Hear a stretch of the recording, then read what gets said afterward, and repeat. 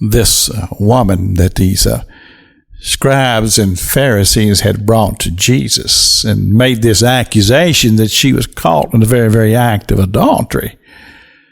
I would ask you the question, is why did they bring her to Jesus? So that I'd say, well, because that'd just be a stupid question, because we know why they brought him to Jesus. It was all about tripping him up, all about making accusations to him. They wanted an excuse to be able to drag him before the authorities so that the authorities would kill him. That's what they were all about. And that's exactly what they did bring about. But this was one attempt to be able to supposedly cause him to be in violation of the law.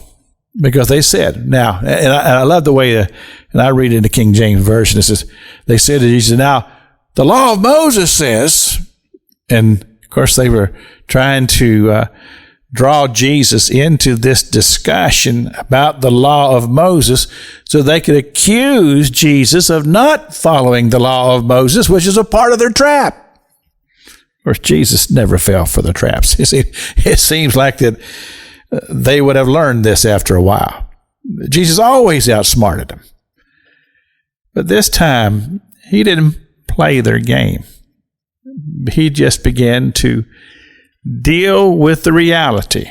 As I told you earlier in the week, that Scripture says that there had to be at least 3 witnesses to make the accusation for a stoning to take place. And so these men, they were going to be the witnesses.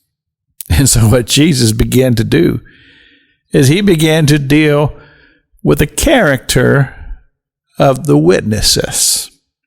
And he just began to write in the dust, which I find to be fascinating, because John tells us here that this took place in the temple, but he was writing in the dust. Well, if you've ever been to a service over in Africa, in some of the churches, they have concrete floors, but with all the tracking of the dirt in and out, there's a lot of dust there. And so there was a lot of dust here, the floors of the temple. And Jesus just begins to write in the dust with his finger. Now, we don't know what it was he wrote, but I think we can speculate, because Jesus began to deal with the character of the accusers. I think that's a very important principle for us to just consider. Because he said to them, he said, you who are without sin, I want you to cast the first stone. And I don't know exactly what took place. He might have pointed at one of them and then began to write. But whatever he wrote, they began to clearly understand where Jesus was going with this. And in essence, they were saying among themselves, we don't want no part of this.